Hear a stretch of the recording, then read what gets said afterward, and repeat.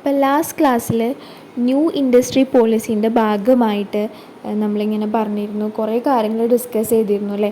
അപ്പോൾ അതിൽ ലാസ്റ്റിൽ പറഞ്ഞത് ഈ പബ്ലിക് സെക്ടർ ഇൻഡസ്ട്രീസ്, അങ്ങനെ 8 ഇൻഡസ്ട്രീസ് ഉണ്ടായിരുന്നത്, ഇനീഷ്യലി 8 ഉണ്ടായിരുന്നത്, പിന്നെ അത് 2ആയി മാറി. അറ്റോമിക് എനർജിയും അതുപോലെ തന്നെ സം കോർ ആക്ടിവിറ്റീസ് ഇൻ റെയിൽവേസുമായിട്ട് മാറി എന്ന് പറഞ്ഞു അല്ലേ.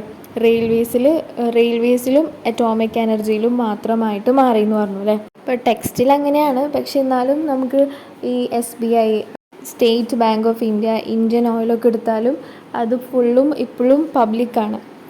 ഇപ്പോൾ 6th പോയിൻ്റാണ് ഫോറിൻ ഇൻവെസ്റ്റ്മെൻറ്റും ലിബറലൈസ് ചെയ്തു, ഫ്രീഡം കൊടുത്തു. ഫോറിൻ ഇൻവെസ്റ്റ്മെൻറ്റും നടത്തിക്കോളാനായിട്ടുള്ള എല്ലാവിധ പരിമിതികളും മാറ്റി വെച്ചിട്ട്, എല്ലാ റെസ്ട്രിക്ഷൻസും മാറ്റി വെച്ചിട്ട് എല്ലാവരും ഫോറിൻ ഇൻവെസ്റ്റ്മെൻറ്റ് ചെയ്തോളൂ എന്ന് പറഞ്ഞു. അതായത് ഓട്ടോമാറ്റിക് അപ്രൂവൽ സിസ്റ്റം കൊണ്ടുവന്നു. അപ്പം ഇൻട്രൊഡ്യൂസ്ഡ് ഫോർ ഫോറിൻ ഡയറക്റ്റ് ഇൻവെസ്റ്റ്മെൻറ്റിന് വേണ്ടിയിട്ട് ഓട്ടോമാറ്റിക് അപ്രൂവൽ സിസ്റ്റമാണ് കൊണ്ടുവന്നത്. അപ് ടു 51% ഓഫ് ദ ഇൻഡസ്ട്രീസിൽ ഇത് വന്നു, ഈ ഒരു അപ്രൂവൽ, ഈ ഓട്ടോമാറ്റിക് അപ്രൂവൽ സിസ്റ്റം വന്നു. ഫോറിൻ ഡയറക്റ്റ് ഇൻവെസ്റ്റ്മെൻറ്റ് ഇന്ത്യയിൽ ചെയ്തോളൂ എന്ന അനുമതി നൽകി. ലേറ്റർ ഇത് extended to all the industries except reserved ones. അപ്പം ഇത് 51%ആയിരുന്നു ബിഗിനിങ്ങിലൊക്കെ ഉണ്ടായിരുന്നത്. 51% ഇൻഡസ്ട്രീസിലായിരുന്നു, അതായത് ഹാഫിനേക്കാളും ഒരു പൊടി കൂടുതൽ അല്ലേ. പിന്നെ ലേറ്റർ അത് എക്സ്റ്റെൻഡ് ചെയ്തിട്ട് എല്ലാ ഇൻഡസ്ട്രീസിലേക്കും ആക്കി ഈ ഫോറിൻ ഡയറക്റ്റ് ഇൻവെസ്റ്റ്മെൻറ്റ്. പക്ഷേ ഈ ഫോറിൻ ഡയറക്റ്റ് ഇൻവെസ്റ്റ്മെൻറ്റ് ഇപ്പോഴും ഒരു 4 സെക്ടറിൽ മാത്രം അനുവദിച്ചിട്ടില്ല. അത് പ്രൊഹിബിറ്റഡ് ആണ്. വളരെ ഇമ്പോർട്ടൻ്റ് ആണ്. അതായിരുന്നു എൻ്റെ എക്സാമിൻ്റെ ക്വസ്റ്റ്യന്. നോക്കിക്കോ, ഈ FDI is prohibited only in 4 sectors. അതാണ് ഇവിടെ പറഞ്ഞത്. Later on extended to all the industries except the reserved ones. ആ റിസർവ്ഡ് വൺസ് ആണ് പറഞ്ഞത്. ഒന്ന് റീറ്റെയിൽ ട്രേഡ്, ഇങ്ങനെ ചെറുകിട വ്യാപാരങ്ങളുണ്ടാവുമല്ലോ, പിന്നെ മറച്ച് വിൽക്കുന്ന റീറ്റെയിൽ ട്രേഡ്, എല്ലാ കടകളും, ഇവിടുത്തെ ചെറിയ കടകളൊക്കെ.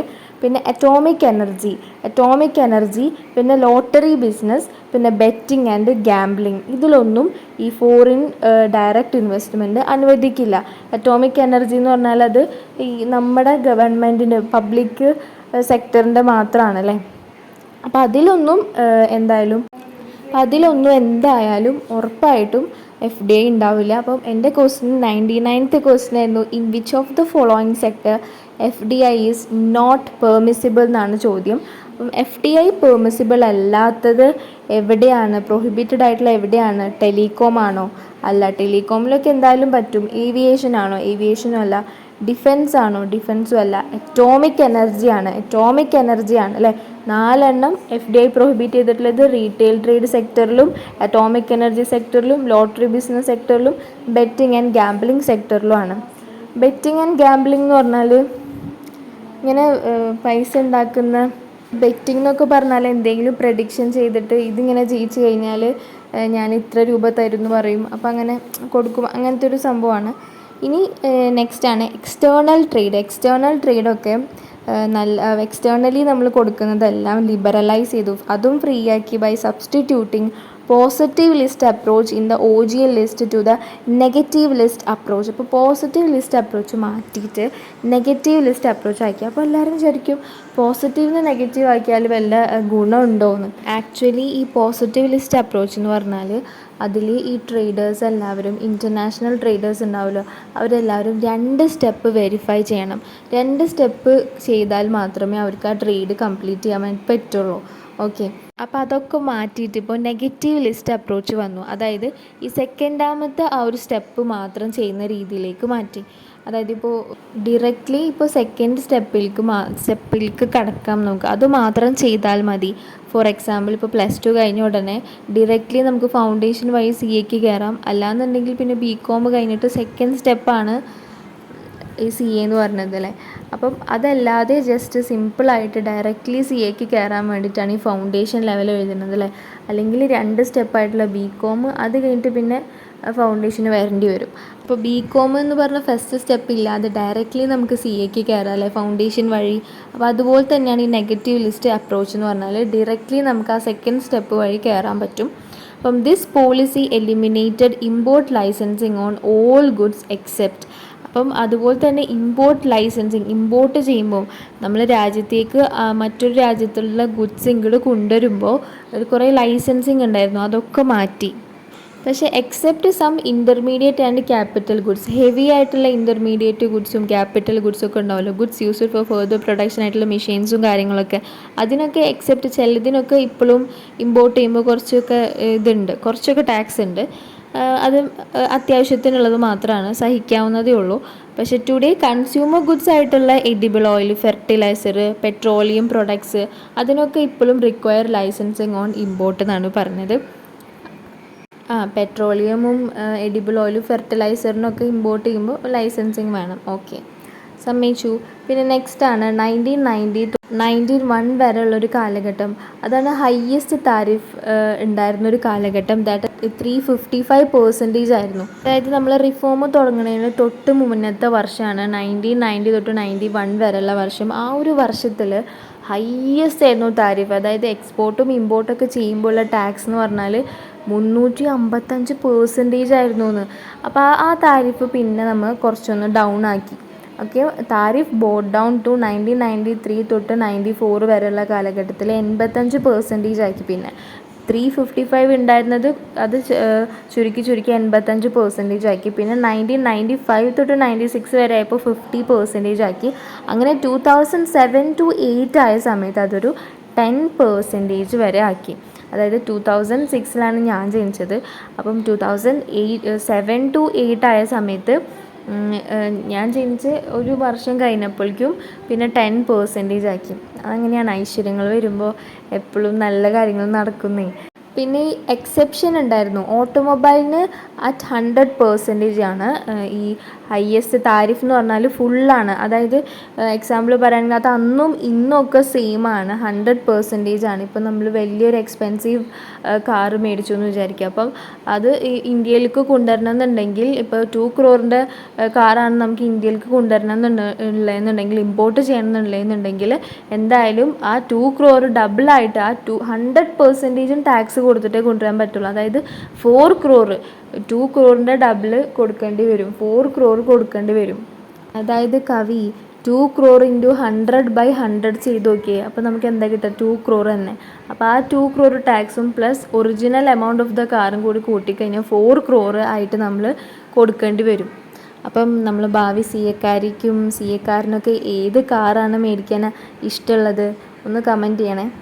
അതുപോലെ തന്നെ നെക്സ്റ്റ് ആണ് റുപ്പി ഡീവാലുവേറ്റ് ചെയ്തു by 18% against dollar.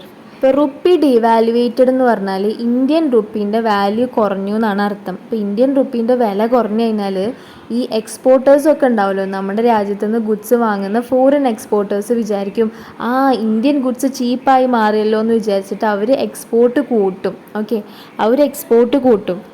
Indian rupee ഡീവാലുവേറ്റ് ചെയ്ത ഒരു സംഭവം കൂടി ഉണ്ട്, അതറിയോ? അതായത് ഈ ഡോളറിൻ്റെ പ്രൈസ് കൂടും. ശരിക്കും 70 ഉണ്ടായിരുന്ന ഡോളർ 75 ആവും റുപ്പി ഡീവാലുവേറ്റഡ് ആയിക്കഴിഞ്ഞാൽ. ഓക്കെ, അപ്പോൾ അങ്ങനെ വന്നാൽ നമുക്ക് എക്സ്പോർട്ട് ചെയ്ത് കഴിഞ്ഞാൽ, ഇപ്പോൾ നമ്മളെ സംബന്ധിച്ച് എക്സ്പോർട്ട് ചെയ്യുമ്പോൾ നമുക്ക് കൂടുതൽ ഡോളർ കിട്ടുമല്ലോ, ഡോളറിൻ്റെ പ്രൈസ് കൂടിയില്ലേ. അപ്പോൾ നമ്മൾ എക്സ്പോർട്ട് ചെയ്യുമ്പോൾ അവർ നമുക്ക് ഡോളറിലല്ലേ പൈസ തരുന്നത്, അപ്പോൾ നമുക്ക് കൂടുതൽ എമൗണ്ട് കിട്ടില്ലേ. അപ്പോൾ ആ ഒരു സന്തോഷമാണ് എക്സ്പോർട്ട് ചെയ്യുന്നവർക്ക് ഉണ്ടാവുക. അപ്പോൾ ഇതുവഴി എന്ത് മാറ്റമാണ് ഇന്ത്യക്ക് ഉണ്ടായത്? ഇന്ത്യക്കൊരു പ്രശ്നം ഉണ്ടായിരുന്നു അല്ലേ, ഈ BOP ഡെഫിസിറ്റ് എന്ന് പറഞ്ഞിട്ട്, ബാലൻസ് ഓഫ് പേയ്മെൻറ്റിൻ്റെ ഡെഫിസിറ്റാണ് ഉണ്ടായിരുന്നത്. അതായത് നമുക്ക് ഈ എക്സ്പോർട്ട് ചെയ്യൽ കുറവായി, ഇമ്പോർട്ട് ചെയ്യലും കുറവായിരുന്നു. കാരണം ഇമ്പോർട്ട് ചെയ്യുമ്പോൾ തിരിച്ച് കൊടുക്കാൻ വേണ്ടിയിട്ടുള്ള ഫോറിൻ കറൻസി നമ്മളെ കയ്യിലില്ല. ഫോറിൻ കറൻസി എങ്ങനെ നമുക്ക് കിട്ടുക? എക്സ്പോർട്ട് ചെയ്താലാണ് അല്ലേ. അപ്പോൾ അവർ നമുക്ക് ഫോറിൻ കറൻസിയിൽ ഇങ്ങോട്ട് പേയ്മെൻറ്റ് ചെയ്യുമ്പോഴാണ് രാജ്യത്ത് ഫോറിൻ കറൻസി കൂടുക. അപ്പം അതില്ലാത്ത ഇമ്പോർട്ടൊക്കെ തീരെയും ചെയ്തിട്ടുണ്ടായിരുന്നില്ല അല്ലേ. എസെൻഷ്യൽ ഗുഡ്സിന് മാത്രം, കെറോസിൻ, ക്രൂഡ് ഓയിൽ, അങ്ങനത്തെ പെട്രോളിയം, അങ്ങനത്തെ പ്രൊഡക്ട്സിന് മാത്രമേ ഇമ്പോർട്ട് ചെയ്യാനായിട്ട് ഇത് ഉണ്ടായിരുന്നുള്ളൂ, എലോ ചെയ്തിരുന്നുള്ളൂ അല്ലേ. കാരണം എന്തുകൊണ്ടാണ്? ഇമ്പോർട്ട് ചെയ്യുമ്പോൾ നമ്മൾ ഫോറിൻ കറൻസിയിൽ പൈസ അടയ്ക്കണ്ടേ. ആ പൈസ അടയ്ക്കാൻ പോലും നമുക്ക് ഉണ്ടായിരുന്നില്ല, BOP ഡെഫിസിറ്റ് ആയിരുന്നു. അപ്പോൾ അത് മാറ്റാൻ വേണ്ടിയിട്ടാണ് ഇങ്ങനെ റുപ്പി ഡീവാലുവേറ്റ് ചെയ്യുന്നത്. അപ്പോൾ എക്സ്പോർട്ട് എൻകറേജ്ഡ് ആയി മാറും അല്ലേ. എക്സ്പോർട്ട് ചീപ്പാണ് എന്ന് ഫോറിനേഴ്സിന് തോന്നുമ്പോൾ അവർ കൂടുതൽ വാങ്ങും. അങ്ങനെ കൂടുതൽ വാങ്ങുമ്പോൾ inflow of the foreign currency വരും. അതായത് എക്സ്പോർട്ട് ചെയ്യുമ്പോഴാണല്ലോ നമുക്ക് ഫോറിൻ കറൻസി രാജ്യത്തേക്ക് വരിക. ഇമ്പോർട്ട് ചെയ്യുമ്പോൾ നമ്മൾ അങ്ങോട്ട് ഫോറിൻ കറൻസി അടയ്ക്കണ്ടേ? ഓക്കെ, അപ്പോൾ അങ്ങനെയാണെങ്കിൽ ഓൾ കറൻറ്റ് അക്കൗണ്ട് ട്രാൻസാക്ഷൻസ് ഉണ്ടാവും, including business, education, medical, foreign travel, ഇതൊക്കെ permitted at market exchange rate എന്നാണ് പറയുന്നത്. അതായത് ഒന്നുമില്ല, കറണ്ട് അക്കൗണ്ട് ട്രാൻസാക്ഷൻസ് എന്ന് പറഞ്ഞാൽ സാധാരണ ഈ നമ്മളുടെ RBIക്ക് നമ്മളെ ഗവൺമെൻറ്റിന് കറണ്ട് അക്കൗണ്ട് ഉണ്ട്. എല്ലാവർക്കും ഉള്ള പോലെ തന്നെ, എല്ലാ നാച്ചുറൽ പേഴ്സൺസിന് അക്കൗണ്ട് ഉള്ള പോലെ ഗവൺമെൻറ്റിനും ഉണ്ട്. അപ്പം ആ ഒരു കറണ്ട് അക്കൗണ്ടിൽ എല്ലാ ട്രാൻസാക്ഷൻസും ഇപ്പോൾ നടക്കുന്നുണ്ട് എന്നാണ് പറയുന്നത്.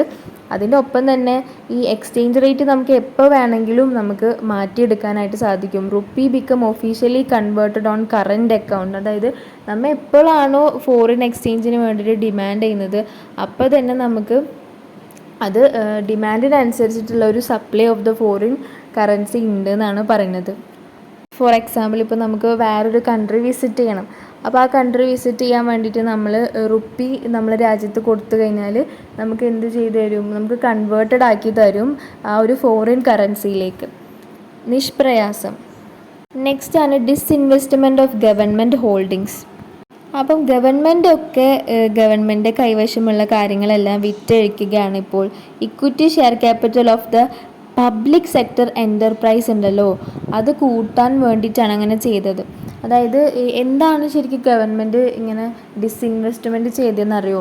ഈ ഗവൺമെൻറ്റിന് ഇപ്പം നമ്മളിങ്ങനെ ഷെയറായിട്ട് പുറത്തേക്ക് കമ്പനീസ് കൊടുക്കും. അപ്പം അതിന് മുമ്പേ തന്നെ ഒരു 30% അല്ലെങ്കിൽ ഒരു 50% ഒക്കെ ഇക്വിറ്റി ഷെയറായിട്ട് കമ്പനി തന്നെ സ്വന്തമായിട്ട് ഹോൾഡ് ചെയ്ത് വെക്കും. അത് ബാക്കിയുള്ളതാണ് പബ്ലിക്കിന് സബ്സ്ക്രൈബ് ചെയ്യാനായിട്ട് കൊടുക്കുക. അപ്പം നമ്മുടെ ഈ ഗവൺമെൻറ്റിൻ്റെ ഈ പബ്ലിക് സെക്ടർ എൻ്റർപ്രൈസിൽ അങ്ങനെ കുറച്ച് ഹോൾഡ് ചെയ്ത് വെച്ചിരുന്നു. അതും ആൾക്കാർക്ക് വേണ്ടിയിട്ട്, ആൾക്കാർ സബ്സ്ക്രൈബ് ചെയ്തോളാൻ പറഞ്ഞിട്ട് ആ ഹോൾഡിങ്സും ഇങ്ങനെ പുറത്തേക്ക് കൊടുത്തു എന്നാണ് പറയുന്നത്. അപ്പം അത് കൊടുത്ത വഴി നമുക്കൊരു ബഡ്ജറ്ററി സപ്പോർട്ടാണ് ഗവൺമെൻറ്റിന് കിട്ടിയത് ടു ദ പബ്ലിക് സെക്ടർ. അപ്പം ഈ ഗവൺമെൻറ് ഈ പബ്ലിക് സെക്ടറിന് വേണ്ടി മാത്രം ഒരു പൈസ മാറ്റി വെക്കണം. ഇപ്പോൾ ഗവൺമെൻറ് അത് ചെയ്യേണ്ട ആവശ്യമില്ല. ഗവൺമെൻറ്റിന് ഈ ബഡ്ജറ്ററി സപ്പോർട്ട് പബ്ലിക് സെക്ടറിന് കൊടുക്കേണ്ടത് റെഡ്യൂസായി, ആ ഒരു ബേർഡൻ റെഡ്യൂസായി. കാരണം ഇപ്പം ഇക്വിറ്റി ഷെയർ ഇങ്ങനെ പുറത്തേക്ക് കൊടുക്കാൻ തുടങ്ങിയ സമയത്ത് ആൾക്കാരൊക്കെ ഷെയർ തന്നു തുടങ്ങിയില്ലേ, ഇൻ ടേംസ് ഓഫ് മണി നമുക്ക് ഷെയർ ഇങ്ങോട്ട് കിട്ടി തുടങ്ങി. അപ്പോൾ നമുക്ക് ഇൻഫ്ലോ ഉണ്ട് ഇങ്ങോട്ട്. അപ്പോൾ ഇൻഫ്ലോ ഉണ്ട് പബ്ലിക് സെക്ടറിലെങ്കിൽ പബ്ലിക് സെക്ടറിൻ്റെ കാര്യങ്ങളൊക്കെ അങ്ങനെ നടന്നു പൊക്കോളും. അപ്പം ഗവൺമെൻറ് ഇടപെടേണ്ട ആവശ്യമില്ലല്ലോ. അപ്പോൾ അതൊരു വെരി ബോൾഡ് സ്റ്റെപ്പായിട്ടാണ് അത് കണക്കാക്കുന്നത്, ഈ ഡിസ്ഇൻവെസ്റ്റ്മെൻറ്റ് ഓഫ് ഗവൺമെൻറ് ഹോൾഡിങ്സ്. അപ്പോൾ equity share capital of the public sector enterprise ആണ് ഇങ്ങനെ പുറത്തേക്ക് കൊടുത്തിരുന്നത്. നെക്സ്റ്റ് ആണ് ട്രേഡ് പോളിസി റിഫോംസ്. അപ്പോൾ വ്യാപാരത്തിലും പുതിയ നയങ്ങൾ, പുതിയ റീഫ്രഷിംഗ് ആയിട്ടുള്ള പുതിയ ഇനീഷ്യേറ്റീവ്സ്, പുതിയ പരിഷ്കാരങ്ങളൊക്കെ വ്യാപാരത്തിലും കൊണ്ടുവന്നു. ഒന്നുമില്ല, ഡിസ്മാൻഡലിങ് ക്വാണ്ടിറ്റേറ്റീവ് റെസ്ട്രിക്ഷൻസ്. ഫസ്റ്റ് തന്നെ കോട്ട എന്ന് പറഞ്ഞ സംഭവം എടുത്തു കളഞ്ഞു. അങ്ങനെ റെസ്ട്രിക്ഷൻസൊക്കെ ക്വാണ്ടിറ്റി രീതിയിൽ ഇത്ര ക്വാണ്ടിറ്റി കൊണ്ടുവരാൻ പാടുള്ളൂ, ഇത്ര സ്റ്റീല്, ഇത്ര ടൺ ഓഫ് സ്റ്റീല് അവിടെ നിന്ന് ഇങ്ങോട്ട് കൊണ്ടുവരാൻ പാടുള്ളൂ, അല്ലെങ്കിൽ ഇവിടെ നിന്ന് അങ്ങോട്ട് ഇത്ര മെഷീൻസേ വരാൻ പാടുള്ളൂ, അല്ലെങ്കിൽ ഇവിടുന്ന് അങ്ങോട്ട് കൊണ്ടുപോകുമ്പോൾ ഇത്ര kg പാടുള്ളൂ എന്നുള്ള ഒരു ക്വാണ്ടിറ്റേറ്റീവ് റെസ്ട്രിക്ഷനൊക്കെ മാറ്റിവെച്ചു.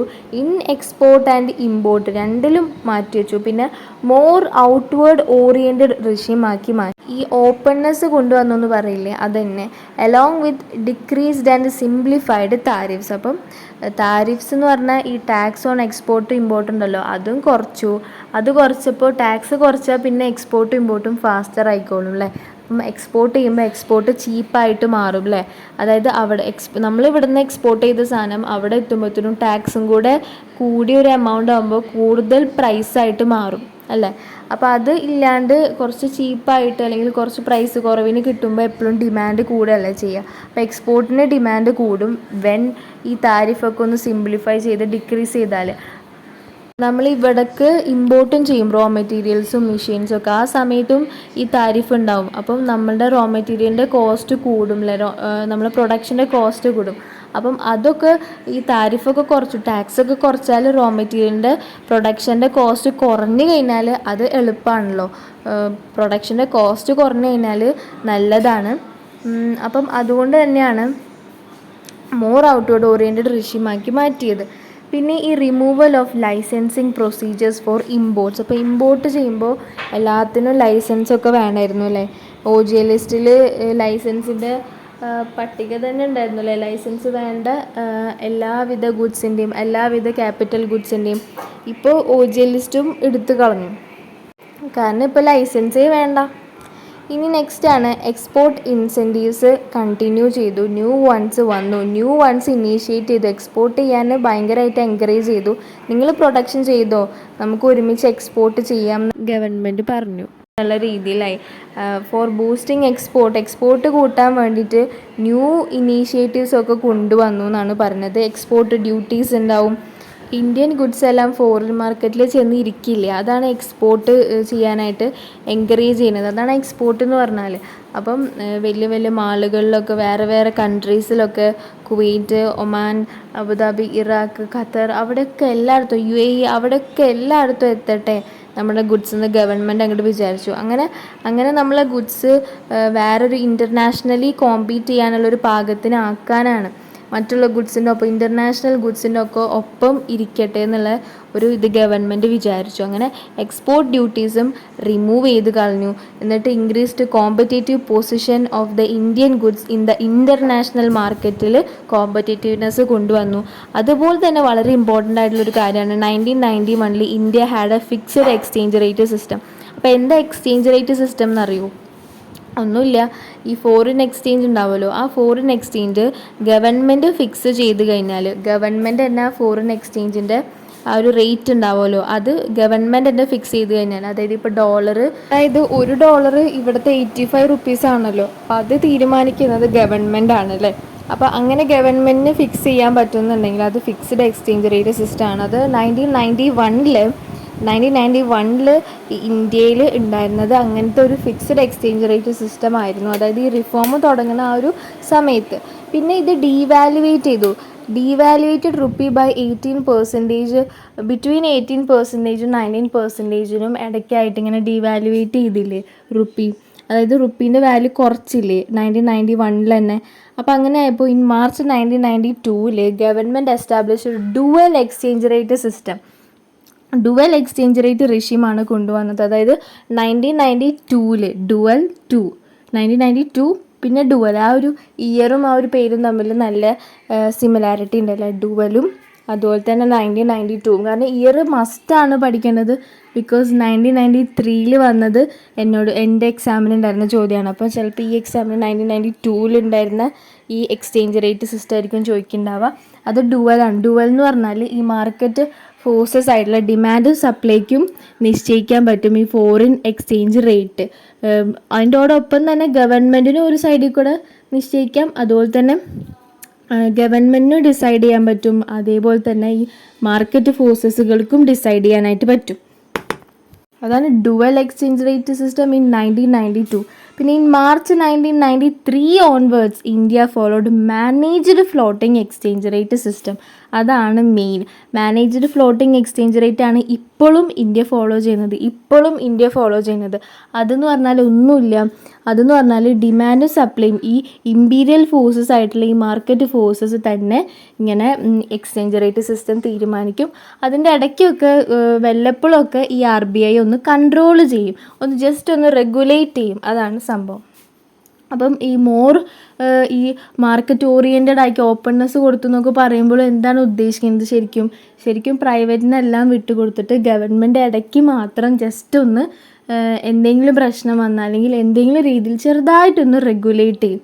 ഇപ്പോൾ നോക്കി നടത്താൻ ഒരു പാരൻ്റ് ഉണ്ട്, ഒരു ഗാർഡിയൻ ഉണ്ട് എന്നുള്ളൊരു രീതിയിലായി ഗവൺമെൻറ്റിൻ്റെ ഇടപെടലൊക്കെ.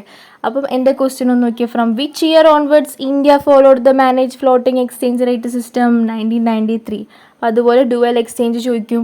അതുപോലെ തന്നെ 1991 എന്ത് എക്സ്ചേഞ്ച് റേറ്റ് സിസ്റ്റം ആയിരുന്നു എന്ന് ചോദിക്കും, fixed exchange rate system.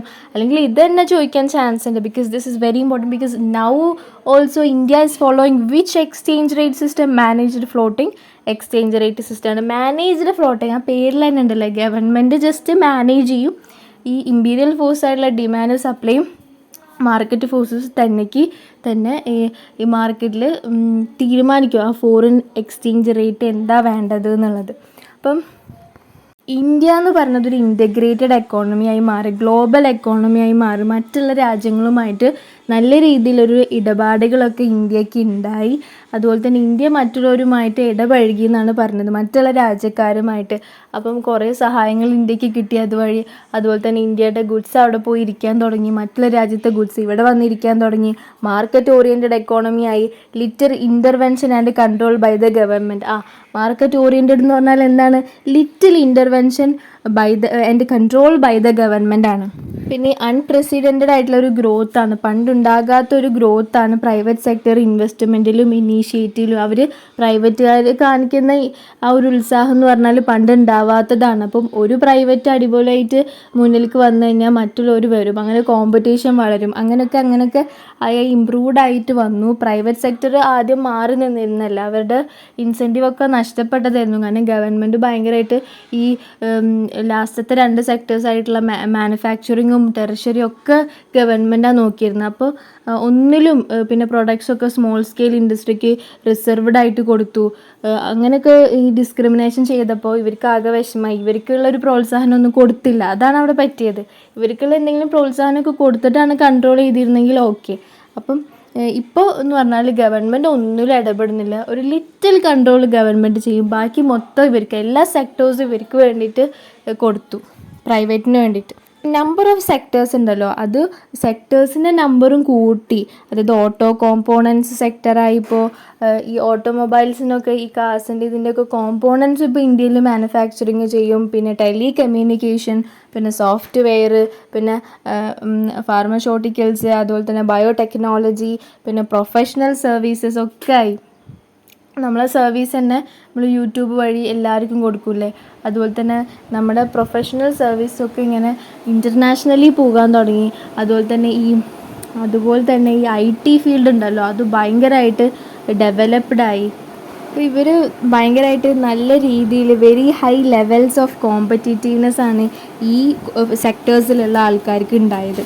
നെക്സ്റ്റാണ് easing trade controls. അങ്ങനെ ട്രേഡ് കൺട്രോളുകളൊക്കെ മാറ്റി. അപ്പോൾ അതാണ് ഈസിങ് ട്രേഡ് കൺട്രോൾസ് എന്ന് പറഞ്ഞാൽ. ട്രേഡ് കൺട്രോൾസൊക്കെ കുറച്ച് മാത്രം റെസ്ട്രിക്ഷൻസ് വരുത്തി, ചിലതിൽ മാത്രം ഇമ്പോർട്ട് ലൈസൻസിങ് ആക്കി. അങ്ങനെ എനാബിൾഡ് ഈസിയർ ആക്സസ് നമുക്ക് കിട്ടി to the foreign technology inputs and finance. Yes, അപ്പം നമുക്കങ്ങനെ നമ്മൾ ഇൻ്റഗ്രേറ്റഡ് എക്കോണമി ആയപ്പോൾ, എല്ലാവരുമായിട്ട് ഇൻ്റഗ്രേറ്റഡ് ആയിട്ടുള്ള എക്കോണമി ആയപ്പോൾ ഫോറിൻ ടെക്നോളജിയും ഫോറിൻ മെഷീൻസും കാര്യങ്ങളൊക്കെ ഇങ്ങോട്ട് വരാൻ തുടങ്ങി. ഭയങ്കര ഫാസ്റ്ററായിട്ടുള്ള ഭയങ്കര പ്രൊഡക്റ്റീവായിട്ടുള്ള കാര്യങ്ങളൊക്കെ ഇങ്ങോട്ട് വരാൻ തുടങ്ങി. ഐഫോണും പിന്നെ അങ്ങനെ പലതരം ഗാഡ്ജറ്റ്സും എല്ലാം ഇങ്ങോട്ട് വരാൻ തുടങ്ങി. അങ്ങനെ ഇൻപുട്ടിന് വേണ്ട ഫോറിൻ ടെക്നോളജി ആയിട്ടുള്ള ഈ മെഷീൻസും കാര്യങ്ങളൊക്കെ നല്ല രീതിയിൽ ഇങ്ങോട്ട് വരാൻ തുടങ്ങി. അതുപോലെ തന്നെ നമുക്ക് നല്ല പ്രൊഡക്ടിവിറ്റി അച്ചീവ് ചെയ്യാനും സാധിച്ചു. പിന്നെ ഫിനാൻസൊക്കെ ഇങ്ങോട്ട് വരാൻ തുടങ്ങി. പിന്നെ ഈ സ്റ്റേബിൾ ആയിട്ടുള്ള FDI ഇൻഫ്ലോസ് ആണ് ഇങ്ങോട്ട് വന്നിരുന്നത്. ഫോറിൻ ഡയറക്റ്റ് ഇൻവെസ്റ്റ്മെൻറ്റ് ഭയങ്കര സ്റ്റേബിളായിരുന്നു. അതായത് നമുക്ക് എന്തായാലും ആൾക്കാർ നമ്മളിവിടെ ഇൻവെസ്റ്റ് ചെയ്യും. അതായത് ഇപ്പോൾ ആപ്പിളിൻ്റെ ഔട്ട്ലെറ്റൊക്കെ ഇന്ത്യയിലുണ്ടല്ലോ, അപ്പോൾ അതുപോലെ എല്ലാവരും ഇങ്ങനെ നമ്മൾ ഇന്ത്യയിൽ വന്നിട്ട് ഇൻവെസ്റ്റ് ചെയ്യാനൊക്കെ തുടങ്ങി. ഈ ഫോറിൻ പോർട്ട്ഫോളിയോ ഇൻവെസ്റ്റ്മെൻ്റ് ഒക്കെ ഉണ്ടല്ലോ, അത് നമ്മൾ പുറത്ത് നിന്ന് വാങ്ങുന്നതാണ്. നമ്മൾ പുറത്തുള്ള രാജ്യത്തിൽ നമ്മൾ ഔട്ട്ലെറ്റൊക്കെ തുടങ്ങുമ്പോൾ നമ്മൾ പുറത്തുനിന്ന് ഒരു പ്രോപ്പർട്ടി വാങ്ങുന്നു എന്നൊക്കെ കേട്ടിട്ടില്ലേ. ഇപ്പോൾ എനിക്ക് ദുബായിൽ ഒരു എസ്റ്റേറ്റ് ഉണ്ട്, അങ്ങനെയൊക്കെ ആഗ്രഹം മാത്രമാണ്. അപ്പോൾ അങ്ങനെയൊക്കെ ഉണ്ടെന്ന് പറയില്ലേ. അപ്പോൾ അങ്ങനെയൊക്കെ വാങ്ങുമ്പോൾ നമ്മൾ ഫോറിൻ പോർട്ട്ഫോളിയോ ഇൻവെസ്റ്റ്മെൻറ്റ് നടത്തുന്നു എന്നാണ് പറയാം. ഓക്കെ, ഇനി ഈ ഫോറിൻ എക്സ്ചേഞ്ച് റിസർവ്സ് ഉണ്ടല്ലോ, അത് ഹൈ ആയി മാറി. ഒന്ന് ആലോചിച്ച് നോക്കി, പണ്ട് നമ്മൾ ഫോറിൻ എക്സ്ചേഞ്ച് റിസർവ് എന്ന് പറഞ്ഞാൽ 1.2 ബില്യൺ ഉണ്ടായിരുന്നുള്ളൂ അല്ലേ, which is barely sufficient four 2 weeks import ചെയ്ത് കഴിഞ്ഞാൽ തന്നെ അത് കഴിയും എന്ന് പറഞ്ഞു അല്ലേ. പക്ഷേ ഇപ്പോഴോ come back was amazing. Foreign exchange reserve ഒക്കെ ഹൈ ആയി, ഇപ്പോൾ close to 8 months of import കവറായി മാറില്ലേ. Largest holdings of international reserves in the വേൾഡായി മാറി. അങ്ങനെ ഈ ഇൻ്റർനാഷണൽ റിസർവുകൾ, ഈ ഫോറിൻ കറൻസികൾ പലതും ഉണ്ടായിരുന്നു ഇന്ത്യയിൽ. അങ്ങനെ largest holdings in the world ആയിട്ട് ഇന്ത്യ മാറി എന്നാണ് പറയുന്നത്. ലാർജസ്റ്റ് ഹോൾഡിങ്സ് ഓഫ് ദി ഈ ഫോറിൻ എക്സ്ചേഞ്ച് റിസർവുകളുള്ള ഒരു ലാർജസ്റ്റ് ഹോൾഡിംഗ് ആയിട്ടുള്ളൊരു കൺട്രി ആയിട്ട് തന്നെ ഇന്ത്യ മാറി എന്നാണ് പറഞ്ഞത്.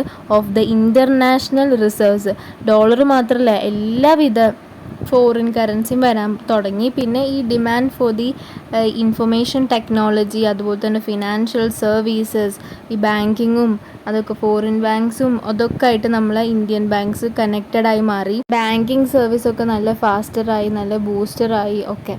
പിന്നെ ഈ സർവീസ് ട്രേഡ് സർപ്ലസ് ഉണ്ടല്ലോ, അത് ഹൈ ആയിരുന്നു എന്നാണ് പറഞ്ഞത്. ഈ സർവീസുകൾ തന്നെ ട്രേഡ് ചെയ്തിട്ട്, സർവീസ് തന്നെ പ്രൊവൈഡ് ചെയ്തിട്ട്, ഇൻ്റർനാഷണലി ഒക്കെ സർവീസ് പ്രൊവൈഡ് ചെയ്തിട്ട് നല്ല സർപ്ലസ് ഉണ്ടാക്കി എന്നാണ് പറഞ്ഞത്. ടീച്ചിങ് എന്ന് പറഞ്ഞ സർവീസ് പ്രൊവൈഡ് ചെയ്തുകൊണ്ട് ഓൺലൈനായിട്ടും അതുപോലെ തന്നെ നല്ല രീതിയിൽ, മെയിനായിട്ട് വേറെ ഒന്നുമല്ല, IT സെക്ടറാണ്. ഇൻഫർമേഷൻ ടെക്നോളജി വഴി സോഫ്റ്റ്വെയർ ഉണ്ടാക്കി കൊടുക്കുന്നു. പുതിയ ഈ പറഞ്ഞ പോലെ ജാവ അതുപോലെയുള്ള പലതരം സോഫ്റ്റ്വെയർസും സിമ്പിളായിട്ട് ഇന്ത്യക്കാരുണ്ടാക്കി കൊടുക്കും ചീപ്പ് റേറ്റിൽ. കമ്പയർ ടു ദെയർ ഓൺ കൺട്രീസിലത്തെ IT പ്രൊഫഷണൽസിനെ കമ്പയർ ചെയ്യുമ്പോൾ നമ്മളെ IT പ്രൊഫഷണൽസ് ആയിരിക്കും ചീപ്പായിട്ട് അമേരിക്കക്കാർക്കൊക്കെ ഇങ്ങനത്തെ നല്ല സോഫ്റ്റ്വെയറൊക്കെ ബിൽഡ് ചെയ്ത് കൊടുക്കുക. അപ്പം അങ്ങനെയൊക്കെ സർവീസൊക്കെ പ്രൊവൈഡ് ചെയ്തിട്ട് സർപ്ലസ് കൂടുതലായി, high at around 3.7% of the GDP. അപ്പോൾ നല്ലൊരു സർപ്ലസ് കിട്ടിയില്ലേ. മറ്റേ ഹിന്ദു ഗ്രോത്ത് റേറ്റൊക്കെ 3.5% ഉണ്ടായിരുന്നുള്ളൂ, അതും എല്ലാ ഓവറോൾ ഗ്രോത്തിൽ. പക്ഷേ ഇതെന്ന് പറഞ്ഞാൽ ജസ്റ്റ് ഈ ഒരു ഫിനാൻഷ്യൽ സർവീസും അതുപോലെ തന്നെ IT സർവീസൊക്കെ കൊടുത്തുകൊണ്ട് കിട്ടിയ ആ ഒരു സർവീസിലും ആ ഒരു സെക്ടേഴ്സിൽ മാത്രം കിട്ടിയ സർപ്ലസ് ആണ് ഈ 3.7 എന്ന് പറഞ്ഞാൽ. അപ്പം അപ്രീഷിയേറ്റബിൾ ആണ്. പിന്നെ പ്രഷർ ഓൺ ഇന്ത്യൻ റുപ്പി ലോവറായി compare to the other emerging market എക്കോണമീസിനെ കമ്പയർ ചെയ്ത് നോക്കുമ്പോൾ, EMEs എന്ന് പറഞ്ഞാൽ എമർജിങ് മാർക്കറ്റ് എക്കോണമീസിനെ കമ്പയർ ചെയ്ത് നോക്കുമ്പോൾ ഇന്ത്യൻ റുപ്പിയുടെ പ്രഷർ ഓൺ ഇന്ത്യൻ റുപ്പി എന്ന് പറഞ്ഞാൽ അത് കുറവായിരുന്നു. അത് സ്റ്റേബിൾ ആയിട്ടുള്ള ഒരു എക്സ്ചേഞ്ച് റേറ്റ് ആയിരുന്നു എന്നാണ് പറഞ്ഞത്. അതായത് കുത്തനെ താഴ്ന്ന, ഭയങ്കരമായിട്ട് ഡീവാലുവേറ്റ് ചെയ്യോ ഭയങ്കരമായിട്ട് അപ്രീസിയേറ്റ് ചെയ്യോ അങ്ങനെയൊന്നും ചെയ്തിട്ടില്ല.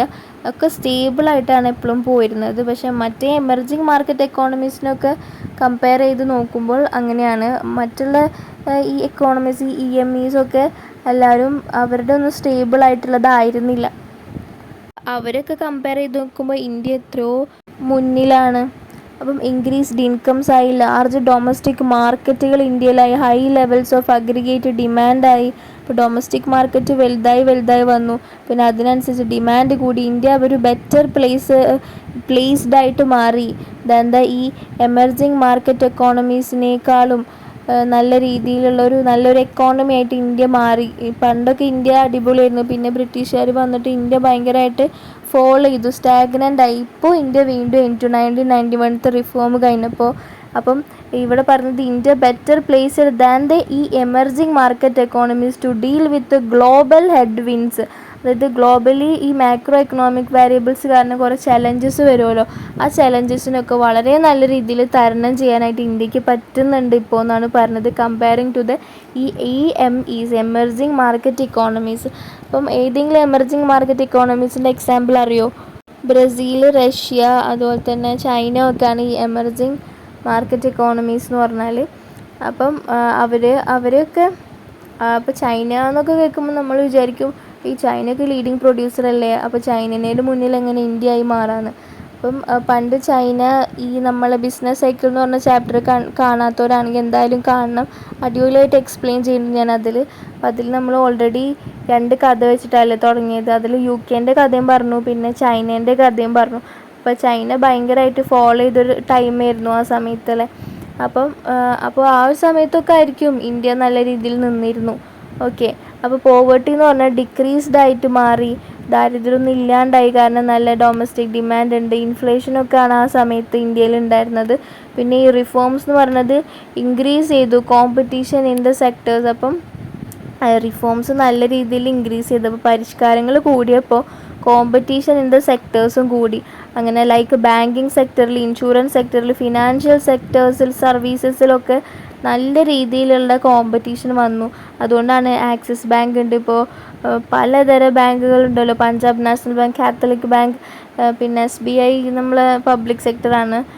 പിന്നെ അതുകൂടാണ്ട് എന്തോരം ബാങ്കുകൾ അല്ലേ, HDFC ഉണ്ട്, അങ്ങനെയൊക്കെ പലതരം ബാങ്കുകളായി, ഇസാഫ് ഉണ്ട്, അങ്ങനെ പല ബാങ്കുകളൊക്കെ അതിലൊക്കെ. ഇതൊക്കെ leading to greater customer choice. അപ്പം കസ്റ്റമർ ചോയ്സ് ഇൻക്രീസ്ഡ് എഫിഷ്യൻസി കൂട്ടി. അതുപോലെ തന്നെ ഡിലേസ് ഒന്നും ഇല്ലാതെ നല്ല രീതിയിൽ എഫിഷ്യൻ്റായിട്ട് പെട്ടെന്ന് കാര്യങ്ങൾ ATMs എല്ലാം കൂടി. പിന്നെ ഇൻക്രീസ്ഡ് ഇൻവെസ്റ്റ്മെൻറ്റ് കൂടി. അതുപോലെ തന്നെ increased private players in these sectors. അപ്പം പ്രൈവറ്റ് പ്ലെയേഴ്സ് ഇൻക്രീസ് ചെയ്തു, പ്രൈവറ്റിൽ നിന്ന് ഇൻവെസ്റ്റ്മെൻറ്റ് നടത്തുന്നുണ്ട് നല്ല രീതിയിൽ. അങ്ങനെ പ്രൈവറ്റ് ഇനീഷ്യേറ്റീവൊക്കെ കൂടി. അപ്പം അത് തന്നെ നല്ല രീതിയിൽ പബ്ലിക് സെക്ടറിനെ ഒരു കോമ്പറ്റീറ്ററായിട്ട് പ്രൈവറ്റ് സെക്ടർ വന്നപ്പോൾ പബ്ലിക് സെക്ടറിൽ ഈ ബാങ്കുകളും കാര്യങ്ങളൊക്കെ നല്ല രീതിയിൽ കസ്റ്റമേഴ്സിനോട് ഡീൽ ചെയ്യാൻ തുടങ്ങി. ഇപ്പോൾ പ്രൈവറ്റ് സെക്ടറിലൊക്കെ പോകുമ്പോൾ മാഡം, സാർ എന്നൊക്കെ വിളിച്ചിട്ട് നല്ല രീതിയിലൊരു കസ്റ്റമർ സർവീസ് ആണല്ലോ പ്രൊവൈഡ് ചെയ്യുന്നത്. അപ്പം അങ്ങനെയൊക്കെ ആയപ്പോൾ പബ്ലിക് സെക്ടറിനോട് നല്ലൊരു കോമ്പറ്റീഷനായി. പബ്ലിക് സെക്ടറാണെങ്കിൽ ക്യൂവും കാര്യങ്ങളൊക്കെ ആയിരുന്നില്ലേ, പിന്നെ നല്ല രീതിയിൽ ചിലപ്പോൾ ബിഹേവ് ചെയ്യില്ല. പക്ഷേ ഇപ്പം അങ്ങനെ പ്രൈവറ്റ് സെക്ടറൊക്കെ വന്നേ പിന്നെ പബ്ലിക് സെക്ടർ നന്നായി. പിന്നെ ഇൻഫ്രാസ്ട്രക്ചർ സെക്ടേഴ്സ് എന്ന് പറഞ്ഞാൽ അവിടെയും ഒരു ഫിനോമിനൽ ഗ്രോത്ത് ഉണ്ടായി. അപ്പം ഇൻഫ്രാസ്ട്രക്ചറൽ സെക്ടേഴ്സ് എന്ന് പറഞ്ഞാൽ ട്രാൻസ്പോർട്ടേഷൻ ഉണ്ട്, അതിൽ റോഡ്സ് ഉണ്ട്, റെയിൽവേസ് ഉണ്ട്, എയർപോർട്ട്സ് ഉണ്ട്, പിന്നെ ഈ പവർ, ഓയിൽ, ഗ്യാസ്, അങ്ങനെയുള്ള എനർജീസും ഉണ്ട്, water sanitisation, water treatment, sewage, അതുപോലെ തന്നെ കമ്മ്യൂണിക്കേഷൻ, ടെലികമ്മ്യൂണിക്കേഷൻ, ഡാറ്റാ സെൻറ്റേഴ്സ് ഒക്കെ ഇതിൽ പെടുന്നുണ്ട്. സോഷ്യൽ ഇൻഫ്രാസ്ട്രക്ചറുണ്ട്, ഹെൽത്ത് കെയറും കാര്യങ്ങളൊക്കെ ഇതിൽ ഇൻക്ലൂഡഡ് ആണ്. ജസ്റ്റ് പറഞ്ഞു എന്നുള്ളത് ടെക്സ്റ്റിൽ ജസ്റ്റ് ഒരു ഇൻഫ്രാസ്ട്രക്ചർ സെക്ടർ എന്ന് മാത്രമേ പറഞ്ഞിട്ടുള്ളൂ. അപ്പം അതിൻ്റെ ആ ഒരു എന്താണ് റിയാലിറ്റി എന്നുള്ളത് അറിയണ്ടേ, അതുകൊണ്ടാണ് ഞാൻ ഇങ്ങനെയൊക്കെ പ്രസൻറ്റ് ചെയ്തത്. പിന്നെ ഈ വാല്യൂ ആഡഡ് ആയിട്ടുള്ള share of agriculture and allied activities decline ചെയ്തു സ്റ്റഡിയിൽ. അത് നല്ലതാണ്. അതിന് പകരം ഈ സർവീസ് സെക്ടറിലൊക്കെ ആൾക്കാർ കൂടി ഓവർ ദ പാസ്റ്റ് 4 decades ആയിട്ട്. 4 decades എന്ന് പറഞ്ഞാൽ 40 years ആയിട്ട് കേട്ടോ. അപ്പം ഇന്ത്യൻസ് ഫിനാൻഷ്യൽ സെക്ടർ എന്ന് പറഞ്ഞാൽ ഇൻക്രീസ്ഡ് കൺസിഡറബിളി. ശരിക്കും ഈ ഫിനാൻഷ്യൽ സെക്ടർ നല്ല രീതിയിൽ ഇൻക്രീസ് ചെയ്തു due to increased financial sector liberalisation. അവിടെയും ഫ്രീഡം കൊടുത്തു. അതുകൊണ്ട് ഫിനാൻഷ്യൽ സെക്ടർ എന്ന് പറഞ്ഞാൽ ബാങ്ക്സ്, ഇൻഷുറൻസ് കമ്പനീസ്, പിന്നെ ഈ നോൺ ബാങ്കിങ് കമ്പനീസ് ഉണ്ടാവുമല്ലോ, like Bajaj, non banking financial company, അതാണ് ബജാജ്. അപ്പോൾ അങ്ങനത്തെ എല്ലാവിധ ഫിനാൻഷ്യൽ സെക്ടേഴ്സും ഭയങ്കരമായിട്ട് ബൂസ്റ്റ് ചെയ്യുക. RBI ഒക്കെ ഇതിൽ വരുന്നതാണ്, ഫിനാൻഷ്യൽ സെക്ടറിൽ വരുന്നതാണ്. ബട്ട് സ്റ്റിൽ അപ്പം എപ്പോഴും ലിമിറ്റേഷൻസ് ഉണ്ടാവില്ലേ, അപ്പോൾ ഇപ്പോഴും ലിമിറ്റേഷൻ ഉണ്ട്. Country constrained with high levels of physical deficit. അപ്പം ഫിസിക്കൽ ഡെഫിസിറ്റ് ഹൈ ആണെന്ന് പറഞ്ഞാൽ എന്താ അതിൻ്റെ അർത്ഥം? ഇപ്പോഴും എക്സ്പെൻഡിച്ചറാണ് കൂടുതൽ, ഗവൺമെൻറ്റിൻ്റെ എക്സ്പെൻഡിച്ചറാണ് കൂടുതൽ ദാൻ ദ റവന്യൂ. പിന്നെ ഇൻഫ്ലേഷനാണ് രാജ്യത്ത് മുഴുവനും. ഹൈ ലെവൽ ഓഫ് ഡെപ്റ്റ് ഉണ്ട്, 86% ഓഫ് ദ GDP. അതായത് ഈ വായ്പ റേഷ്യോ ഉണ്ടാവുമല്ലോ ഇൻ ദ GDP, അതായത് ഡെപ്റ്റ് റേഷ്യോ ഇൻ ദ GDP ഉണ്ടാവും. അതെന്ന് പറഞ്ഞാൽ 86% ആയിരുന്നു. എമംഗ് ഈ എമർജിങ് മാർക്കറ്റ് ആൻഡ് ഡെവലപ്പിംഗ് എക്കോണമീസിനെ നോക്കിക്കഴിഞ്ഞാൽ ഇന്ത്യാസ് ഡെപ്റ്റ് ഈസ് ഹയർ ആയിരുന്നു 2022 64.5%. അതിൻ്റെ എബവ് ആയിരുന്നു ഈ IMFൻ്റെ 2022 IMFൻ്റെ കണക്ക് പ്രകാരം ഇന്ത്യയുടെ ഡെപ്റ്റ് എന്ന് പറഞ്ഞാൽ ആവറേജ് ആയിട്ട് ഒരു 64.5%-ന് മേലെ ആയിരുന്നു. ഇങ്ങനെ ഇന്ത്യൻ്റെ ഡെപ്റ്റ് എന്ന് പറഞ്ഞാൽ നല്ല ഡെപ്റ്റ് ഉണ്ടായിരുന്നു. നെക്സ്റ്റ് ആണ് NITI Aayog, A bold step for the transformation of India. അപ്പം ഇന്ത്യയുടെ ഗെയിം ചേഞ്ചറായിട്ട് മാറിയൊരു സ്റ്റെപ്പായിരുന്നു ട്രാൻസ്ഫോർമേഷന് നിതി ആയോഗ് എന്ന് പറഞ്ഞൊരു സ്റ്റെപ്പ്. നിതി ആയോഗ് എന്ന് പറഞ്ഞിട്ട് നമ്മുടെ പ്ലാനിംഗ് കമ്മീഷനെ പേര് മാറ്റി പുതിയതായിട്ട് റീപ്ലേസ് ചെയ്തു. എന്നും 5 year പ്ലാനൊക്കെ ഉണ്ടാക്കിയിരുന്ന കമാൻഡ് ചെയ്തിരുന്ന ഒരു പബ്ലിക് ഇൻസ്റ്റിറ്റ്യൂട്ട് ആയിരുന്നു അല്ലേ, ദ മോസ്റ്റ് ഇമ്പോർട്ടൻ്റ് ഒരു ഇൻസ്റ്റിറ്റ്യൂഷൻ ആയിരുന്നു അല്ലേ ഈ പ്ലാനിംഗ് കമ്മീഷൻ ഓഫ് ഇന്ത്യ എന്ന് പറഞ്ഞാൽ. ഒരു പവർഫുൾ ആയിട്ടുള്ള ഈ നിയർലി 64 years ആയിട്ട് ഈ പ്ലാനിംഗ് കമ്മീഷൻ ആയിരുന്നു ഇങ്ങനെ പ്ലാനുകൾ 5 year പ്ലാനൊക്കെ ആയിട്ട് കൊണ്ടുവന്നിരുന്നത്. Powerful advocate of public investment, അതുപോലെ തന്നെ നല്ല രീതിയിൽ ആയിട്ട് നമ്മൾ അഡ്വക്കേറ്റ് ചെയ്തിരുന്നത്, പ്ലാനുകളൊക്കെ തന്ന് അഡ്വക്കേറ്റ് ചെയ്തിരുന്നത് ആരാണ്? പ്ലാനിംഗ് കമ്മീഷനാണ്. As per the planning commission മാത്രമേ നമ്മൾ പബ്ലിക് ഇൻവെസ്റ്റ്മെൻ്റ് ഒക്കെ നടത്തുള്ളൂ. പിന്നെ ഡെവലപ്മെൻറ്റ് ചെയ്തിരുന്നു. മോസ്റ്റ് ഇമ്പോർട്ടൻ്റ് ആയിട്ടുള്ള ഇൻസ്റ്റിറ്റ്യൂഷൻ ആയിരുന്നു within India central government. State government അല്ല, ഇന്ത്യ സെൻട്രൽ ഗവൺമെൻറ്. പിന്നെ ന്യൂ ഐഡിയോളജീസ് ഉണ്ടായിരുന്നു. ഈ നിയോ ലിബറൽ എറ ആണല്ലോ. ഇപ്പോൾ പുതിയ എറ എന്താ? നിയോ ലിബറൽ എറ. ഫ്രീഡം കൊടുക്കുന്ന, ലിബറലൈസേഷനെ പ്രൊമോട്ട് ചെയ്യുന്ന ഒരു എറയാണല്ലോ. അപ്പോൾ ആ ന്യൂ ഐഡിയോളജി പ്രകാരം within the central attention on market orientation and limited role for the government അല്ല. അപ്പോൾ shrinking roles of the government ആയതുകൊണ്ട് തന്നെ ഈ പണ്ടത്തെ പോലത്തെ പ്ലാനിംഗ് കമ്മീഷൻ്റെ റെഗുലേഷൻ ഒന്നും നടക്കൂല. അപ്പോൾ collapse of the planning system ആക്കി ഗവൺമെൻറ്, സ്വമേധ തന്നെ അങ്ങനെ ആക്കിയതാണ്. അപ്പം അത് called for change in the nature and composition and the scope of the institutions of the governance. അപ്പം ഗവർണൻസിലുള്ള ഇൻസ്റ്റിറ്റ്യൂഷനെ ഒന്ന് ചേഞ്ച് ചെയ്തു, അതിൻ്റെ കോമ്പോസിഷനും കാര്യങ്ങളൊക്കെ മാറ്റിയിട്ട്. ആ ഇൻസ്റ്റിറ്റ്യൂഷൻ്റെ പേരായിരുന്നു പണ്ട് പ്ലാനിംഗ് കമ്മീഷൻ. അത് 1st Jan 2015, ഡേറ്റ് നോക്കിക്കോ, 1st Jan 2015 apex policy making body ആയിട്ടുള്ള ഈ പ്ലാനിംഗ് കമ്മീഷൻ അപ്പെക്സ് ലെവലിലുണ്ടായിരുന്ന നയങ്ങളൊക്കെ കൊണ്ടുവന്നിരുന്ന ഈ പ്ലാനിംഗ് കമ്മീഷൻ റീപ്ലേസ് ചെയ്തുകൊണ്ട് national institution for transforming India എന്ന് പറഞ്ഞിട്ടുള്ള നിതി ആയോഗ് വന്നു. അതിൻ്റെ major objective of the NITI Aayog എന്ന് പറഞ്ഞാൽ innovative thinking by the experts ആയിരുന്നു. വളരെ നല്ല രീതിയിലുള്ള പരിഷ്കാരമായിട്ടുള്ള, വളരെ നല്ല ഇന്നോവേറ്റീവ് എന്ന് പറഞ്ഞാൽ നല്ല പുത്തൻ ചിന്തകൾ, പുത്തൻ ക്രിയേറ്റീവ് ആയിട്ടുള്ള കാര്യങ്ങളൊക്കെ ഉണ്ടാവുമല്ലോ, അങ്ങനത്തെ തിങ്കിങ്ങും. Promote cooperative federalism, enhancing the voice and influence of state. ഇത് എന്താണോ ജനങ്ങൾ പറയുന്നത് അത് കേട്ട് ജനങ്ങൾക്ക് വേണ്ടിയിട്ടുള്ള നല്ല തീരുമാനങ്ങൾ എടുക്കുന്നു. തിങ്ക് ടാങ്ക് ഓഫ് ഗവൺമെൻറ് എന്നാണ് അറിയപ്പെട്ടിരുന്നത് നിതി ആയോഗ്. ഇത് ഇമ്പോർട്ടൻ്റ് ആണ് കേട്ടോ. Which is the think tank of government എന്ന് ചോദിച്ചിട്ട് കുറേ ഓപ്ഷൻസ് തരും. അപ്പോൾ അതിൽ നിന്ന് നിതി ആയോഗ് ഉണ്ടെങ്കിൽ അത് പിക്ക് ചെയ്യണം.